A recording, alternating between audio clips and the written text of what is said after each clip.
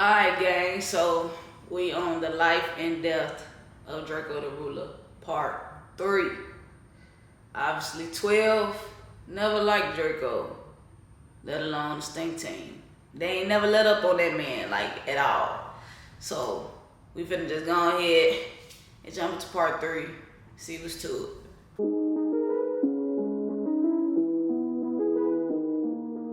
Drakeo explained to DJ Vlad that he was charged with first-degree murder, 5 counts of attempted murder, and conspiracy to commit murder in March 2018. First-degree murder, conspiracy, 5 attempted murders. 5 attempted murders. And 2 gun charges. It would later emerge that in addition to these charges, Drakeo was also being accused of shooting from a motor vehicle, illegal possession of a firearm, and criminal gang conspiracy. It's hard enough fighting a murder charge in 5 attempts, but the use of a gang enhancement, a law that's used to impose harsher punishments on those who commit crimes in furtherance of a gang, would see much more serious punishment for the crimes committed if found guilty. In the case of homicide, this meant that Drakeo was facing, at worst, the death penalty or life in prison. Drakeo was quite literally fighting for his life as a... Was Drakeo the only one fighting the death penalty though?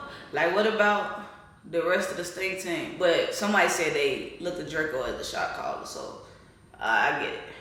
Of his supposed gang affiliations. But let's not forget, Drakeo doesn't claim to belong to a particular gang set. So in this case, the cops positioned the Stink Team as its own LA street gang, with Drakeo being the leader. Look, man.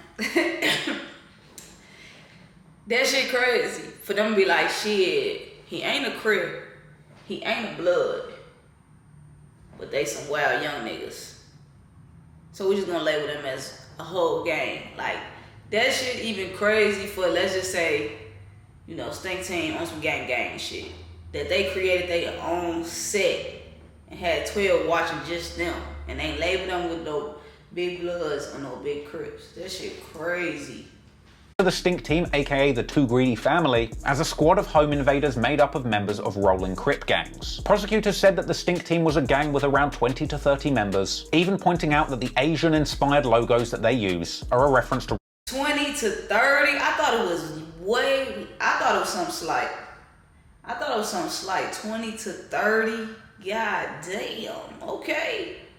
the homes of Asian people, and a common identifier of the Stink Team as a street gang. Drakeo would later tell DJ Vlad that he felt that the cops were simply trying to make him guilty by association for wild things that his gang-affiliated friends were doing completely separate to him. We're gonna put these people and make it seem like, well, he's hanging around with him, this is his close friend, they're going around starting problems, shooting at people, whatever they alleging lies that they saying happened. And basically that's how they tried to get the gang charged with the indictment. Well, they indicted us on that charge anyway, so I didn't get that until after the indictment. Despite the cops' fairly misinformed opinions on Drakeo's gang membership, the case was even more flimsy under the surface. Because one of the most absurd pieces of evidence supposedly proving Drakeo's gang membership was his rivalry with RJ, with court papers citing RJ's affiliation with the Athens Park Bloods and RJ's ongoing competitive rap rivalry with Drakeo as evidence of an ongoing all-out gang war between the two groups, with Drakeo telling Vlad that the cops were trying to use the RJ beef to pin gang affiliations on him. They didn't have nothing,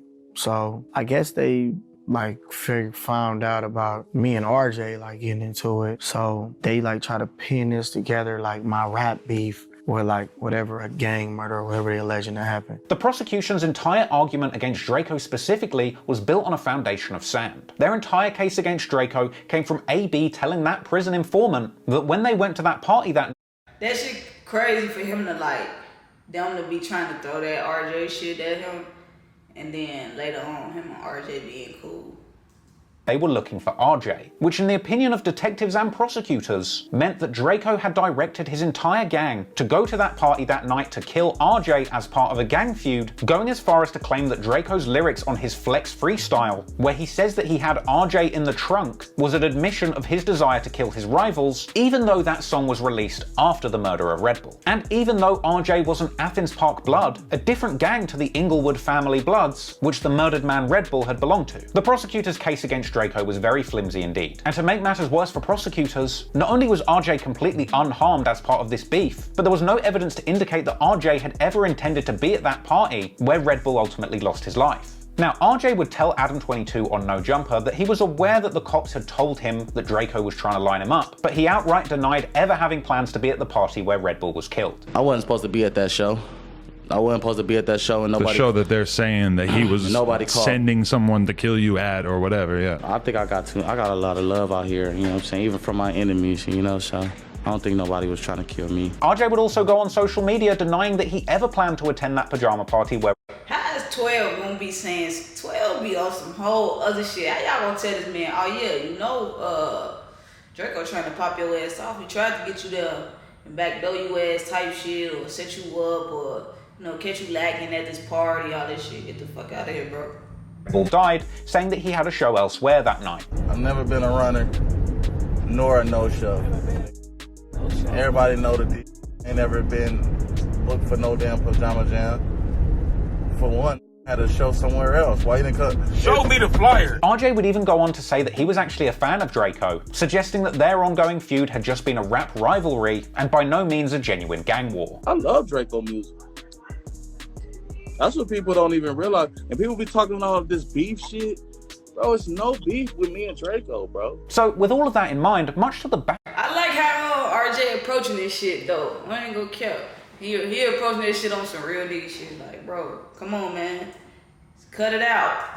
Of journalists covering Drakeo's case, prosecutors were still going ahead with the case against Drakeo, specifically going with the narrative that they believed Drakeo had gone to the party that night to kill RJ, arguing that because Drakeo had led the Stinks on a ride, intending to kill RJ, that he should still be held responsible when another unrelated gang member ends up getting murdered by one of his friends for reasons that have nothing to do with him, with Drakeo later trying to unpack the ridiculousness of this line of thinking in a DJ Vlad interview. I grabbed 12 people to go to a party with me where he's not on a flyer, where in my expensive Mercedes-Benz, along with 5 other cars, to drive to a party to go kill a rapper who wasn't on a flyer, waited there, waited for him to show up, a blood walks by, whatever, somebody else starts shooting randomly. And that I'm responsible for it basically because I start beefs with people.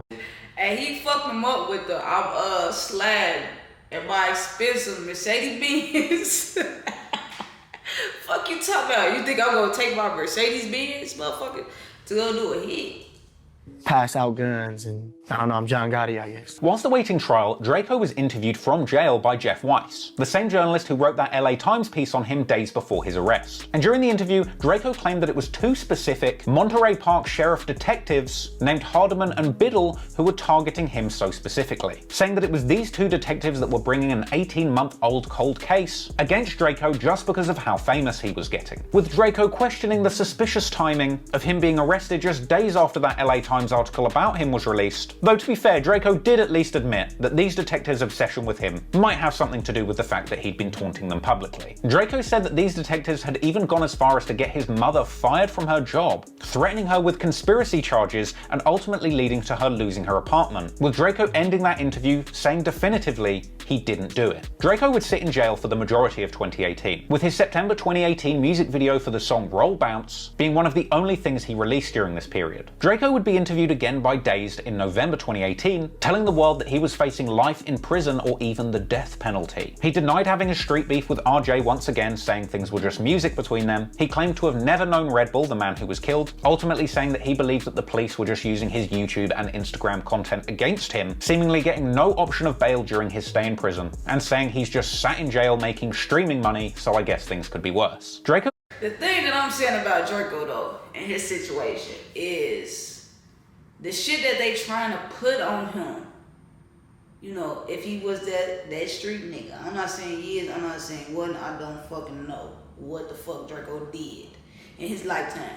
But the thing is, they trying to put shit on him that he just is innocent about. Like, bro, I didn't kill Red Bull, and this RJ shit was goddamn just music, bro. And then you got RJ turning around saying it's just music, bro. So what the fuck, bro? I need to hear some other shit, man, cause this shit 12, they can't come up with shit else. Like, what the fuck? Y'all reaching as far as this situation. being held at Men's Central Jail in Los Angeles during this period. It's not one of the best places you would want to find yourself, but the sad truth is, things could actually get much worse for Drakeo. Because during his stay in jail the second time, Drakeo claimed to have been subjected to dozens of months of solitary confinement. Because in January 2019, he claimed on Twitter to be quitting music and taking all of his tracks down, blaming Detective Hardiman for the end of his career for trying to use his lyrics against him. But perhaps Drakeo underestimated just how grimy this detective really was, as a result of being publicly shamed for ruining Drakeo's career, because that tweet would end up getting used against him too, as the detectives and prosecutors would make moves to have Drakeo's public statements about them on Twitter as grounds for further punishment, with Drakeo later telling DJ Vlad that he was subjected to months of solitary confinement not for violent behaviour, but because of his followers on social media hating on the detective that had built the case against him. I had put up a post talking about I wanted to take my music down and shit because they were using it against me. They had like 4,000 comments and shit like that. And he went to a judge and got an order basically saying that, and my comments was basically saying F him, his mom calling him saying that they want to kill him and all type of weird shit because of my influence and my followers and all this other stuff, that he feels that these threats can be carried out and all this like weird shit, so they took my privileges. Drakeo's lawyer would come out later to Goddamn fans. You goddamn fans. Even though y'all ain't wrong. Don't get me wrong. The fans ain't wrong. The fans can say what the fuck they want to say. It ain't like Drakeo said the shit, bro. Once again, they reaching. They reaching on folks. This is crazy. that his public statements on Twitter, specifically this tweet, is what wound him up in the solitary confinement cell, more specifically, the exact cell that Suge Knight ended up in. You know, Drakeo was in, general population. I think he was okay. And then he tweeted this, and the detective went to a different judge, not even our judge, and got him placed in solitary confinement in Suge Knight's old cell. And so he's locked down 24 hours a day, except for a couple of breaks where he gets to go out, like he's, the leader of the Mexican mafia, some large, powerful prison gang, for tweeting, I'm taking my music down and thank Hardiman. And he's remained in there for 8, almost 9 months now. Drakeo would later tell Andrew Callahan in a podcast that it was around the 10-month I guess it's a don't say my name situation, but he's still reaching to me, man. They gonna do what they gonna do, bro. mark that his mental health started slipping and he began having hallucinations in his cell alone. Yeah, it seems like all that time in solitary would probably make you go crazy. Yeah. Do you start hallucinating or having Oh yeah, for sure. Just seeing shit that is not there. I don't know, like shadows, shit like that. Everything was cool to like my 10th month. Like 10th month, and then I don't know, shit started going left. But yeah, the room started getting smaller. Like shit started, it's crazy. So you felt the walls start to close in? Yeah, pretty much. I never knew what that's saying, man. I know now though. The cops and prosecutors put Drakeo through hell whilst awaiting trial. They used every dirty trick they could to keep him down, but eventually he would have his day in court. Ultimately, Drakeo would emerge from his case victorious. But once again, even with the law seemingly on his side, the powers that be still wanted to play dirty and take Drakeo down. Drakeo had been in jail for well over a year by the time he was finally able to go for trial. It was clear what the prosecutor's strategy was: try and draw flimsy conclusions from Drakeo's public persona as a gangster in his music to paint him as the real leader of a bloodthirsty street gang. But when the facts of the trial came to light, it was clear what had really happened. Drakeo was rolling with friends of various gang affiliations, and just so happened to be there when 2 of his gang-affiliated friends saw one of their enemies and started shooting. But the cops would throw everything they had at Drakeo to try and paint him and the stink team as guilty of gang activity. Apparently, when it came to trial, prosecutors even called a store clerk from Neiman Marcus to testify against the stink team for regularly spending stolen money in their store and rapping about it. A troll-level reference to Drakeo's earlier lyrics about his ops being so broke that the Neiman Marcus employees don't know who they are. The prosecutors even went further, spectacularly bringing out several Asian men and women, accompanied by foreign language interpreters, asking them one by one if they have ever been to Neiman Marcus in Beverly Hills, with each telling the courts no, they did not authorize the stink team to spend thousands. These motherfuckers is they reaching so fucking, bro, it's crazy. Their stolen dollars on high-end clothing. The cops were really doing everything they could to try and make this case stick to the stink team. And despite the fact that both of the killers in this case, Kells and AB, as well as stink team member 2 Shitty, had all made incriminating statements to undercover informants in jail, a great deal of additional testimony at the trial would come from former. Hey, so Solo that on too shitty? Is he healthy, wealthy? Is he free? What? Stink Team member turned snitch, Solo, real name Davian Irving, who would become state witness and testify against the Stink Team after being the only person positively identified by the police as being at the crime scene. Solo was offered full immunity in exchange for any info about the case, with him going full 6ix9ine, taking the stand and telling the entire story. Bro, he said this man went full 6ix9ine, bro. Any info about the case, with him going full 6ix9ine, taking the stand and telling the entire story of what happened that night when the Stink Team ran into Red Bull. Solo broke down the details of that night minute by minute, telling the court that they were at Drakeo's house before the party, but also saying specifically that Drakeo had no idea that the shooting was going to occur. Solo was the perfect witness to convict the real killers, Kells and AB, but the cops wanted Drakeo, and the truth didn't fit in with their narrative. So they would continue to bring up the beef between Drakeo and RJ, and make immense effort to connect the murder of Red Bull to Drakeo's music. And to be fair, they would have a few good leads, because once investigators had determined the guns from the shooting, from both the bullets left at the scene and AB's confession that a 38 and a 40 were used, the cops would eventually find the 40 Glock that they believed had been used in the murder, and in an effort to connect the Stink Team's alleged crimes to their music, detectives would take a closer look at Drakeo's recent music videos. That's when they found the video to that track Chunky Monkey from a month before the murder, where Drakeo, Kells and Ralphie danced around in gorilla masks and toted guns. The Chunky Monkey music video featured a lot of extreme close-ups of guns. In fact, this music video was so well shot that several of the guns appear on screen with their serial numbers on display in glorious 4K. It was later alleged that a gun featured in the video was Alright, y'all like with that one, man.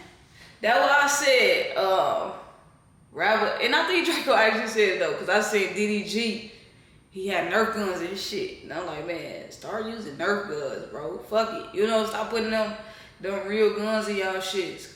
To call them props and then have them on there with a serial number. You know what I'm saying? And then Draco said something about a Super Soaker 3000 or something. I'm thinking he talking about an actual water gun, you know?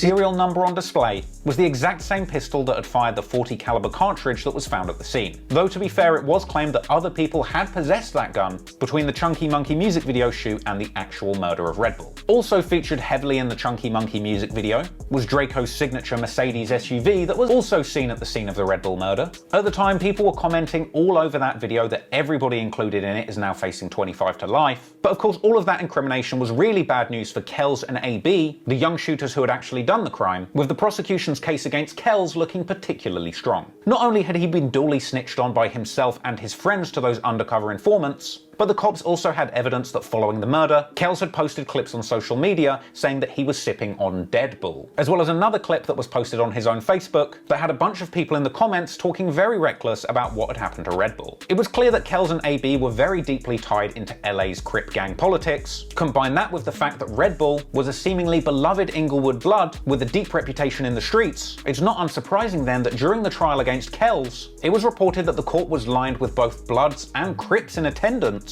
to show support and pressure respectively, with the heavy Blood and Crip presence on both sides apparently leading to a courthouse brawl where somebody was stabbed during the trial. Things were getting real in the Compton courthouse, but ultimately that wouldn't matter. Draco's co-defendant Kells, real name Michael Buchanan, was ultimately convicted of murder and multiple accounts of attempted murder with the gang enhancement, avoiding the death penalty but receiving a full life sentence, with the other shooter AB being under 18 at the time of his trial, and at this point it's unclear whether or not he faced trial privately as a juvenile, with the results not being made public, or perhaps due to delays in the legal system, maybe he's not even gone to trial at all yet. But with all of the evidence against him, you can safely assume he probably... Hey, I like that, is it a reason why that picture don't show AB face? Cause, well, he probably would. But this shit was a long time ago, so he definitely grown now. But, yeah, it's a picture, or bro just didn't take pictures and show his face. Got a similar outcome to Kells. Meanwhile, Ralphie the Plug was convicted of second-degree burglary and possession of an assault rifle with a gang enhancement. But of course, the most eagerly anticipated outcome of the whole trial was for Draco himself. His trial would last a whopping 8.5 weeks, during which apparently 2 black jurors were removed from the case after expressing concern that the gang evidence used against Draco was not accurate. But no matter how many dirty tricks the prosecutors tried to pull against Draco, in the end he was victorious. So on July the 25th, 2019, at a Compton courthouse, Draco the Ruler... I know every time Draco got around something, them niggas like, ah! I know they were mad as hell every every day, going home drinking. The men ready to slap their wife, all that shit, bro. They get drunk as hell doing this whole Drakeo shit. Finally be acquitted of murder and attempted murder. He would tweet in celebration, "For everyone that thought I was gonna lose, I won, bitch." But sadly, things were far from over for Drakeo, because despite beating the most serious charges of the case, he was still convicted. Hey, the bitch put the icing on the cake on that motherfucking tweet, bro. Felony gun possession by a felon. Meanwhile, 2 other counts of criminal gang conspiracy and shooting from a motor vehicle returned a hung jury. So, even after beating the trial of his life, getting acquitted of murder, and narrowly avoiding the death penalty, Drakeo's life would still be in the hands of prosecutors, who now, embarrassed after being duly battered at trial by Drakeo the Ruler, would now be desperate for a dirty trick that they could use to try and keep Drakeo in jail for as long as possible, with no justification.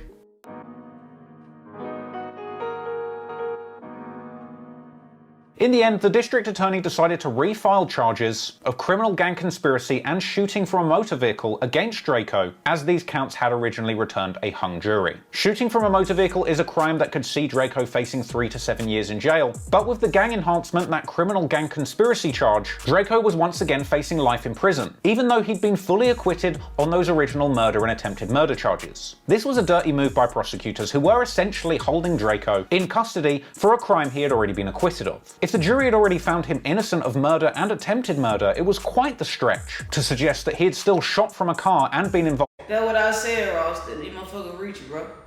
In the conspiracy, but clearly the prosecutors had a grudge against Drakeo after losing in court over the main charges. And of course, if keeping Drakeo in prison after he was acquitted wasn't enough, prosecutors also made sure that during this time, Drakeo was still held in solitary confinement. But somehow this didn't stop Drakeo from still managing to get access to a phone and tweeting about his case, with Drakeo taken to the net in September 2019, telling the world that he was essentially being charged for the same crime that he got acquitted for a few months previous, saying enough is enough, and acknowledging he knows detectives are just trying to. So after he beat it and Get Out, the next month or so, went right back for the same shit, bro.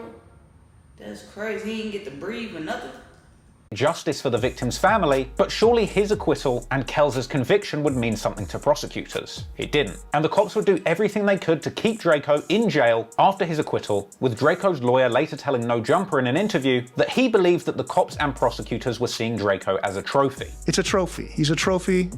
You know, a big fish for them to try to take down. Because you know they're humiliated because they didn't get him the first time around. So they're like, oh, let's double down. Let's really go for this again. Drakeo's new trial was set for August in 2020, meaning that he would have been in jail for over a year following his acquittal for murder. It's truly crazy when you think about it. But fortunately in the end, after so much bad luck and an additional year sat in jail unjustly, Drakeo would finally catch a break, as the LA County District Attorney who had had a vendetta against Drakeo, Jackie Lacey, would end up losing her job, partly the result of a terrible track record, refusing to prosecute a number of police shootings as well as Harvey Weinstein, along with her own husband even catching headlines for threatening to shoot and kill BLM protesters. So in November 2020, a new district attorney would be on the scene, potentially looking to save face over just how badly Drakeo's case had been handled. And after this change of administration, Drakeo the Ruler ended up being offered a plea deal from the new DA who dropped the original gang conspiracy charge that saw Drakeo facing life, allowing him to accept a guilty plea for shooting from a motor vehicle, a crime that he continued to deny, saying that he was essentially forced to plead guilty for a crime he did not do just to get out of prison. So you took a plea deal for a crime you didn't commit? Basically. Like everyone else that takes crime, plea deals for crimes that they commit, take gang enhancements, take stuff. So after a cumulative 3 years battling for his life in jail and quite literally beating the death penalty, Drakeo would finally be a free man again. But hell, on these dangerous LA streets, even being free wouldn't be easy. Because upon his release, Drakeo the Ruler would be returning to a snake pit, as the LA rap scene that he had left behind all those years had flourished, with Drakeo's former enemies building strength and new alliances while he was behind bars. Meaning that when Drakeo was released, he would have to fight for dominance in the rap game once again. And considering just how dangerous LA's street rap scene is, he'd be risking his life every step of the way.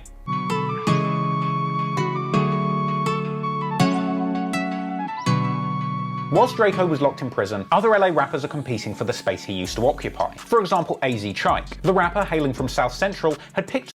One of y'all commented and told me to do a reaction to one of his songs. Said he got a song called Lil Stink Stink or something. It's a stink ting this or something.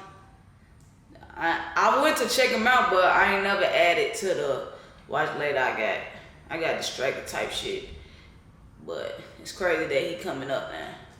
Some steam with his track Burn Rubber Again releasing September the 7th, 2017. He'd collaborate with an Inglewood rapper who Drakeo wasn't very fond of by the name of Frosty the Snowman on the track One Up. Drakeo had been having issues with Frosty even before his time in jail. They'd previously been in the studio together on good terms, but eventually started beefing, with Drakeo revealing in a 2017 No Jumper interview that he'd made a post mocking people for driving old Mercedes, with Frosty apparently taking offense. He was in the studio talking about, Ralphie, how should I say this? Should I say it like this? Should I do it like this? Like when I put the post up, I put niggas be posting 06 Benzes, New York idolized 06 Benzes. They all tag Frosty. I didn't tag the Frosty had had early successes with tracks like Ya Dig and Milwaukee Bucks, and would later have a resurgence with his music blowing up on TikTok, landing Frosty millions of views on his original songs, millions more on TikTok remixes, and hundreds of thousands of videos being made to his music. Hey, no, man. The fans be on bullshit, G. They be straight bullshit on some instigate, starting shit, love drama ass, in they mama basement ass shit, bro. Like, fuck the basement. They in they mama attic, bro. And she always hitting the fucking broom at the ceiling and shit. Cause you always making too much noise and shit. But, yeah. Fans, y'all need to stop it, bro. Damn, do y'all know what y'all be doing? Also big from Inglewood is a rapper by the name of Rucci, who also linked up with AZ Chike on the collab track Light It Up, with Rucci and AZ Chike going on to be regular collaborators. In fact, they would go on to collaborate with another Inglewood regular by the name of Lil Deuce, with their track Every N-Word. Then there's also the likes of Mozzie, who had previously worked with Drakeo on tracks like Fresh Out of Jail, but while Drakeo had gone back into jail, Mozzie was making songs with Inglewood natives like Rucci, for example the track Believe in Me, and Mozzie would eventually go on to make an entire album. Hey, Mozzie got like literally that one song I got with him and Roddy Ricch. They literally probably just dropped a couple, like maybe 6 months ago, if that long. And I said I want to check Mozzie out, like this before the reaction shit, like, cause he just sound decent for real. Like he come off like he really want to say some shit.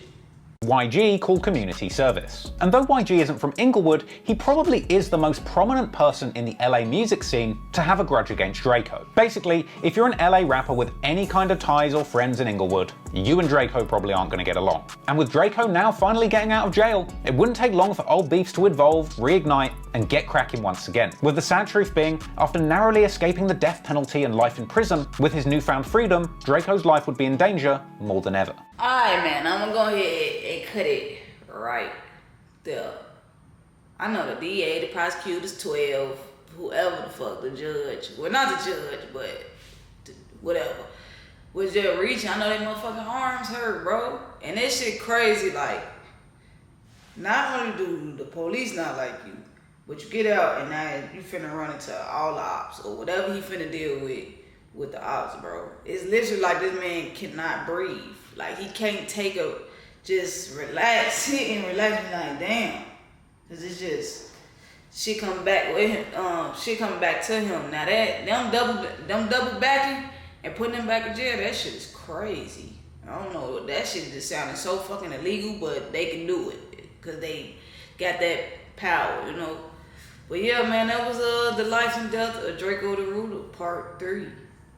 It's crazy out here, but let me know what y'all think, man.